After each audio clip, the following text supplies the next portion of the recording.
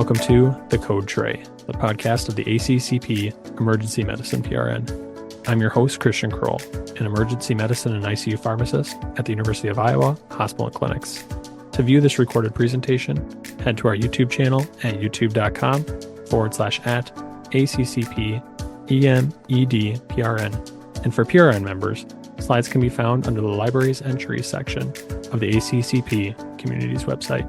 Today, we have Dr. Sarah Schumacher, who is an ICU clinical pharmacist at the University of Iowa Healthcare, discussing the role of Fomepizole in acetaminophen overdose. To go through my objectives today, I will summarize the mechanism of acetaminophen toxicity, analyze the animal and in vitro data which constructed the use of Fomepizole in acetaminophen overdose, and then identify patients where Fomepizole may provide a benefit. So what is acetaminophen? As pharmacists, we are all very aware of what this is. It has both an analgesia and an antipyretic mechanism of action. It is one of the most commonly used drugs in the United States, and it is very widely available for patients throughout the country, both over-the-counter and prescription.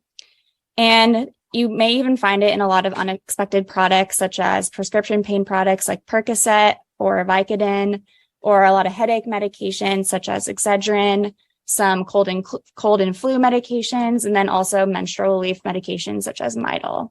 So acetaminophen was first approved by the FDA in 1951, and it wasn't until about 15 years later where overdose was recognized in 1966 to cause that hepatic necrosis.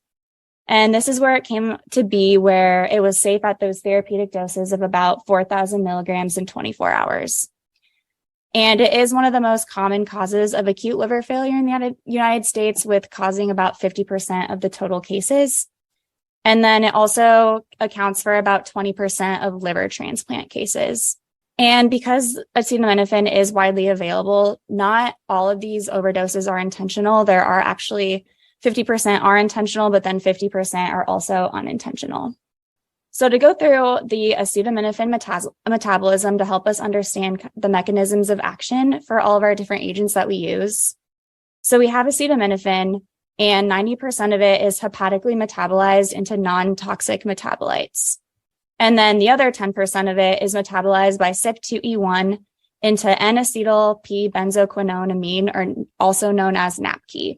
So we have NAPQ, which causes most of our hepatotoxicity in patients. But then our body has endogenous stores of glutathione, which can metabolize the NAPQ into cysteine conjugates that are non-toxic to our body. But then once a glutathione stores get depleted, this is when NAPQ can cause that oxidative stress and the mitochondrial dysfunction, which ultimately causes the hepatic necrosis. So I will go over the stages of hepatotoxicity in acetaminophen overdose, because it can help us identify patients, how long ago they may have overdosed, but also what symptoms to expect in each stage. So the first stage is from 0.5 to 24 hours. The signs and symptoms that you would see are like the nausea, vomiting, diaphoresis, lethargy, and malaise. And your laboratory values are typically normal in this stage. Only you may see abnormal lab values if they maybe if they co-ingested another agent in their overdose. The second stage is 24 to 72 hours. And this is when your signs and symptoms tend to be right upper quadrant pain, liver enlargement, and tenderness. And then this is where you start seeing those increases in LFTs and your PT and INR elevations, and also your elevated bilirubin. And this is the time where patients normally start to decompensate when they have had an acetaminophen overdose. The next stage is stage 3, which is 72 to 96 hours. And this is where those stage 1 symptoms start to reappear, such as your nausea, vomiting, lethargy, as well as confusion and bleeding.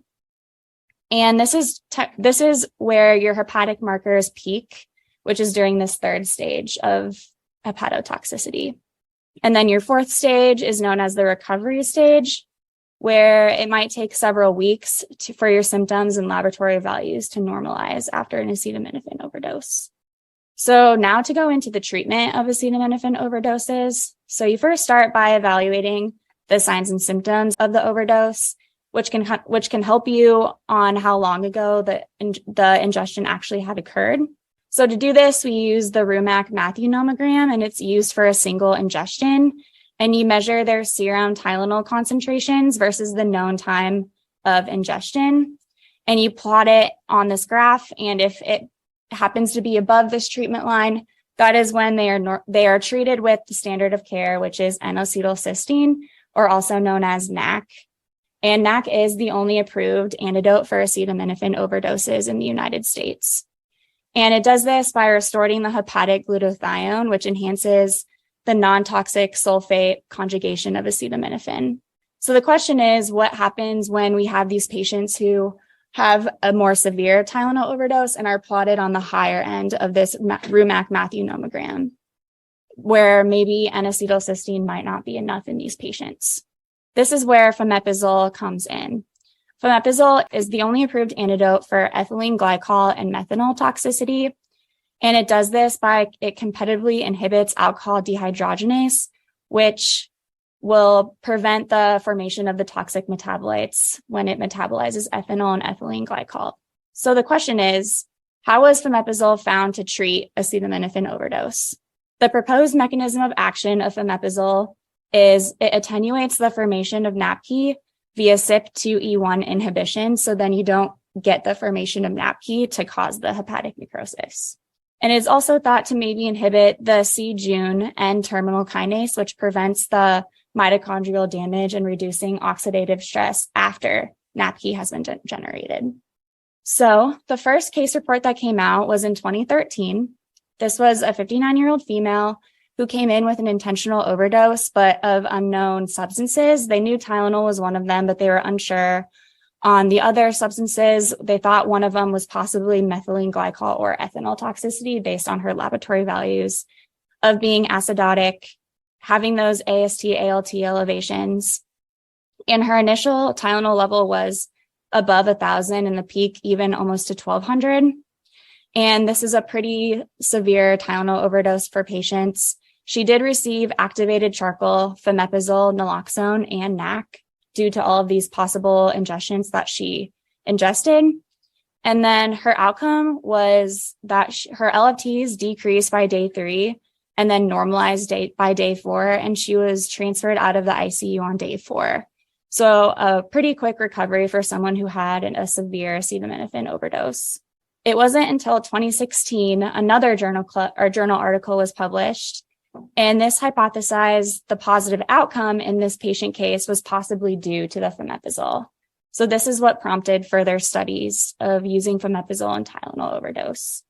The first studies were in mice and human hepatocytes. The first one examined the protective effects and mechanism of action of Fomepizole in Tylenol overdose in mice. Mice were treated with Tylenol 300 milligrams per kilogram plus 50 milligrams per kilogram of Fomepizole or placebo. And this trial found that the co-treatment with Fomepizole almost completely eliminated Tylenol toxicity at 6 hours, as well as it almost completely eliminated the formation of the protein adducts and then the oxidative metabolites of Tylenol. This prompted another study where they assessed if the delayed treatment with Fomepizole is still protective to investigate the potential mechanism. And so this is where they again gave the same doses of acetaminophen and Fomepizole. And then they looked at Fomepizole. They found that Fomepizole significantly attenuated the liver injury at 3, 6, and 24 hours. And it also prevented the J&K activation and its mitochondrial translocation, which does reduce the mitochondrial oxidant stress. So this first study in 2018 found that the mechanism of Fomepizole could possibly be from the CYP2E1 inhibition. And then this other study in 2019 found that it could also be due to the reducing the mitochondrial stress. So that is where both of those proposed mechanisms of action come from. Then these mice studies led to a human study, which was a crossover trial in 5 human volunteers. It was a single center study. And their primary outcome was to measure the fraction of ingested Tylenol excreted as total oxidative metabolites. And the intervention that they gave these patients was a single dose of Tylenol, 80 milligrams per kilogram, both with and without Fomepizole. So this was a crossover trial. So patients went through both legs of the study. And the results were that the co-treatment with fomepizole did decrease the percentage of ingested Tylenol recovered as oxidative metabolites in 24 hours in the urine. And there was a pretty significant decrease from 4.48 to 0.51%. And this was statistically significant with a p-value of 0.003. And this graph is to just show everyone how significant that change would be in patients, up to 4.48% all the way down to 0.51%. So then that study prompted a further case series that was published, and the case report, it was a single center study with 14 case reports that were reported between 2017 and 2021. All patients were treated with IV N-acetylcysteine and fomepizole, and also renal replacement when indicated. And whether or not patients received fomepizole was based on the discretion of the primary physician and the medical toxicologist. And the dosing they used in this trial was 15 milligrams per kilogram IV over 30 minutes. And some patients did receive additional 10 milligram per kilogram doses every 12 hours. So this case series, what they looked at in each individual patient were their peak Tylenol levels, as well as this calculation where they took the first Tylenol level times the ALT or AST, whichever one was larger at the time of the initial acetaminophen level. And this number becomes important because it is shown in literature that if this calculated value is greater than 1,500, it does show higher probability of causing hepatotoxicity in patients. So they also looked at the time and hours from the estimated or confirmed ingestion, and then as well as when fomepizole was administered to the patients. So I know this is hard to see all these individual cases, but there were 14 cases, and all of these cases did have that calculated value to be above 1,500. So these were all fairly severe acetaminophen overdoses in patients. So that's when fomepizole was being administered to patients, and not always did they get the same number of doses. So most patients did only receive the one dose, but a lot of patients also received an additional dose, as well as up to 3 or 4 doses of fomepizole. So what this case series concluded was the efficacy does still need to be further investigated with larger clinical trials, but it does say that fomepizole should be considered as an adjunct agent for Tylenol overdose. And this case series did demonstrate safety with no observable side effects in patients. To talk about the dosing of fomepizole, so it's dosed at 15 milligrams per kilogram, followed by 10 milligrams per kilogram every 12 hours as needed. And this was at the discretion of the medical toxicologist on whether or not patients were redosed. And the 15 milligrams per kilogram also comes from the indication of fomepizole being used for the toxicity of methanol and ethylene glycol. So it's the same dosing that's used in those patients. And dialysis considerations. So in hemodialysis, your fomepizole is extremely eliminated by hemodialysis. And so they do consider to give supplemental doses of fomepizole every 4 hours. But it's also to take into consideration that your dialysis is also eliminating your acetaminophen. So you may not even need additional doses of fomepizole after patients receive dialysis. And then in continuous renal replacement therapy, there was a study that looked at fomepizole being used for the methanol and ethylene glycol toxicity studied in CRRT. And they did find that fomepizole was eliminated by CRRT, but not as significant as hemodialysis. So they recommended to redose fomepizole every 8 hours instead of every 12 hours. To go on into the adverse effects of fomepizole, it does have a very excellent side effect profile, with headache and nausea being the two most common. And to take into consideration that fomepizole was approved in the early 1990s for the other indication that it's used for. And so those adverse effects were also found to be headache and nausea. So fairly excellent side effect profile for fomepizole. In summary, so where does fomepizole fit into clinical practice, which is a big question we all have. So I had a conversation with one of UIHC's medical toxicologists, Dr. Dan McCabe, and I kind of went with him with these questions on when is fomepizole beneficial in patients? So fomepizole would be beneficial in patients with extremely high acetaminophen concentrations, or if they had a delayed Tylenol toxicity and they continued to have Tylenol concentrations present. But when would it might not be beneficial? It would not be beneficial in those mild to moderate overdoses where N-acetylcysteine would adequately treat your acetaminophen overdose. And then, are there any specific Tylenol levels or LFT thresholds that they have to give when they would give patients fomepizole? And kind of talking a little bit more about this, so they did say patients above the 450 line, or some might even consider even one above the 300 line. And for those who are not familiar, the 450 and the 300 line are lines that they go off of depending on what dosing of NAC that they give patients. So they go off those lines to kind of determine if they would also qualify for fomepizole. And they would also give it in patients with also considerable Tylenol levels still present in the patient, if they still had transaminitis or if they were critically ill. And then the question comes to, when should we redose patients? So you do have to take into consideration the clinical scenario and also other treatments that the patient receives, such as dialysis. Like I said earlier, the Tylenol is excreted by dialysis, so you should not need additional doses of fomepizole following dialysis.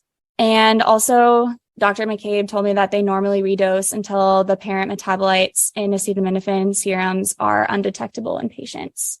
So this is how they would continue that in patients who maybe would not receive dialysis. And it is important to keep in mind that it is recommended only in severe cases at the discretion of medical toxicologists, and it is always used in conjunction with N-acetylcysteine. It does not take the place of N-acetylcysteine. It is always an adjunct therapy. And so going with that, that's where fomepizole does fit into clinical practice. And it is used in mainly only those severe cases where patients maybe fall on the higher side of that Rumac-Matthew nomogram. And I'm happy to answer any questions anyone may have. If you have enjoyed this presentation content and would like to hear more, subscribe via your favorite podcasting app. Additionally, make sure to check out our YouTube page for all recorded presentations. Thank you for listening to this week's ACCP Emergency Medicine Journal Club presentation. Join us weekly for review and discussion of new journal articles in emergency medicine. This podcast provides general information only and does not offer individualized medical or professional healthcare services, including pharmaceutical advice. The contents and materials in the podcast are not intended to be a substitute for inpatient pharmaceutical advice, diagnosis, or treatment. And the use of the contents and materials in the podcast does not constitute a pharmacist-patient relationship. As a result, the information in and materials linked to this podcast are applied at the user or patient's own risk. Users or patients should consult their physician or personal healthcare professional. The user or patient should not ignore or delay seeking care because of something they heard on this podcast. In case of an emergency, the user or patient should contact their physician, call 911, or go to the nearest medical emergency facility. The views and statements expressed on this podcast are those of the host and guest and should not be interpreted to reflect the official position or policy of ACCP or the Emergency Medicine PRN.